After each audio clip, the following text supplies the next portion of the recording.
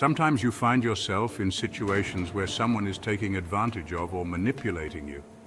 Have you ever felt that your kindness has become your weakness? If so, this video is especially for you.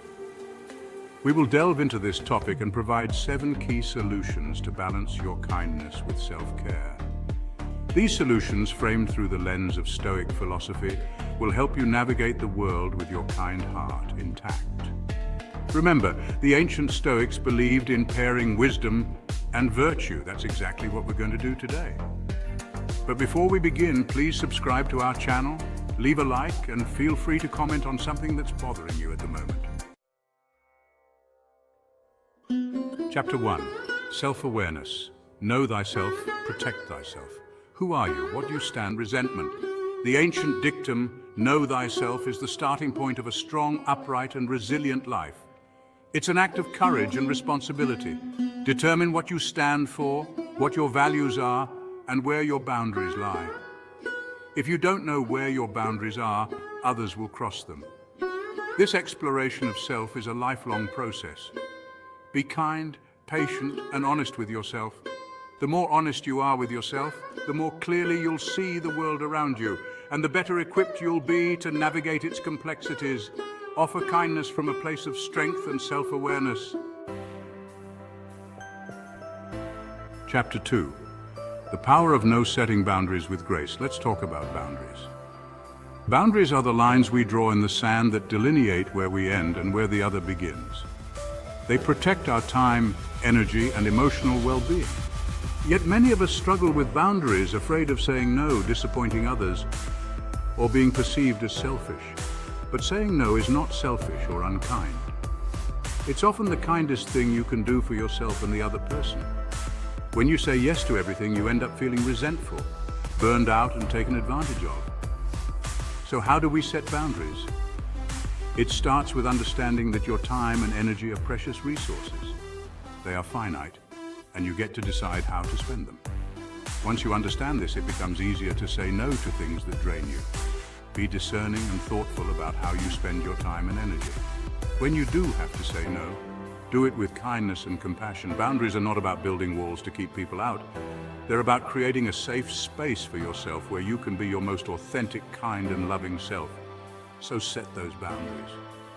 Protect your time, energy, and emotional well-being. When you do, you'll be amazed at how much more you have to give to the people and things that truly matter to you. Remember, boundaries are about creating a space where you can thrive, and in that space, your kindness will flourish. Chapter 3. The Trap of Perfection. Embracing imperfection. The Stoics had a wonderful phrase, amor fati, love of fate, acceptance of life on life's terms. There's a deep kind of freedom that comes with that acceptance. A freedom from the tyranny of the ideal and the pressure to be perfect. Perfection is a myth, an illusion. Chasing after perfection sets us up for frustration, disappointment, and despair. How often do you withhold your kindness because you're afraid of not doing it perfectly? How often do you hold back from helping others because you're afraid of making a mistake? This pursuit of perfection keeps us stuck in a cycle of self-criticism and self-doubt. It prevents us from experiencing the joy of being present and connecting with others genuinely. The antidote is embracing imperfection. Accept that we are all flawed, imperfect beings.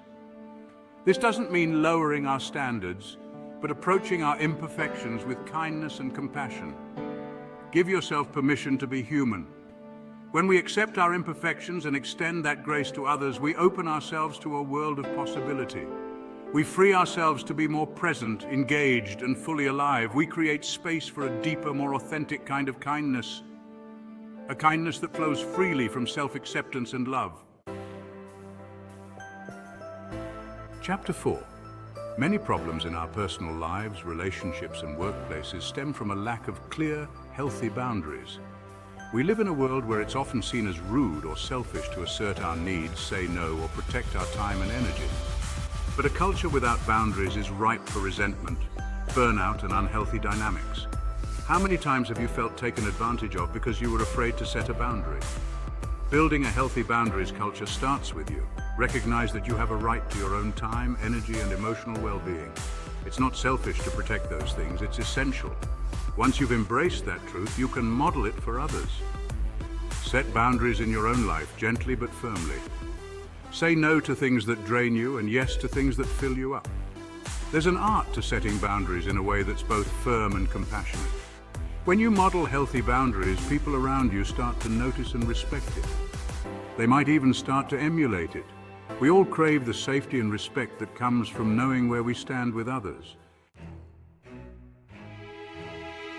Chapter 5. Empowered Authenticity, the Strength of Being You. We live in a world that often rewards conformity and punishes those who dare to be different. It can be tempting to hide our true selves, to put on a mask, to play a role that we think will make us more acceptable. But authenticity is power. It's the source of our deepest strength, joy, and meaningful connections. When we deny our true selves, we diminish our own light. Empowered authenticity is about embracing all of who you are, the good, the bad, the messy, the beautiful. It's about owning your story, experiences, and unique perspective. It's about having the courage to show up as your true self, even when it's scary. When you embrace your authenticity, you become a magnet for the people who are meant to be in your life. True connection happens at the level of soul. It happens when we have the courage to be vulnerable and let others see our true colors. Cultivate empowered authenticity with self-awareness. Take the time to get to know yourself. Understand your values, beliefs, passions, and fears.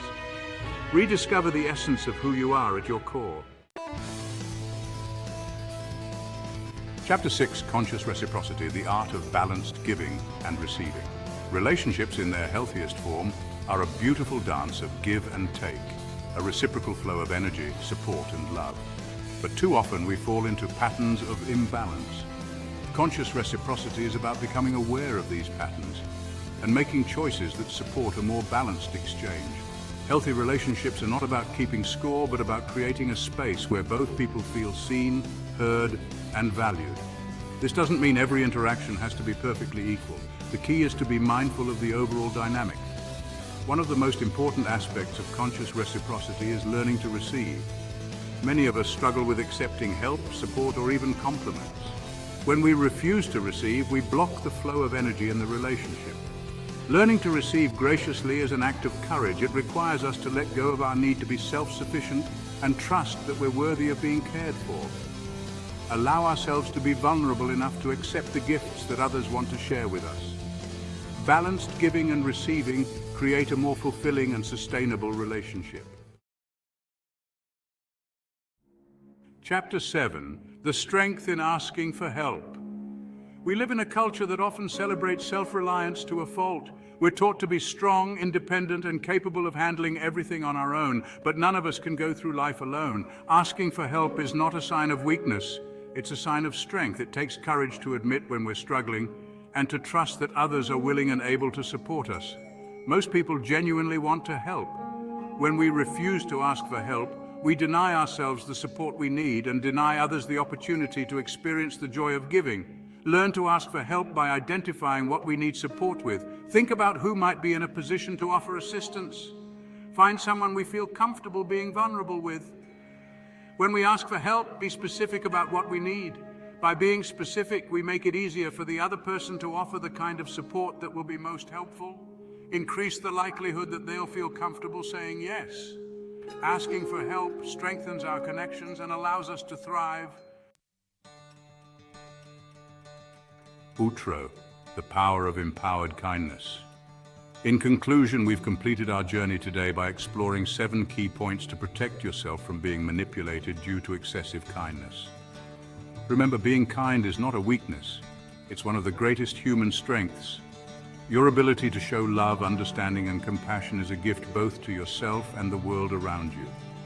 You don't need to stop being kind. You simply need to learn to be kind in a way that also respects and honors your own needs and boundaries. Empowered kindness not only enhances the lives of others, but also your own. If you felt inspired, motivated, or simply more aware after this video, I invite you to subscribe to our channel.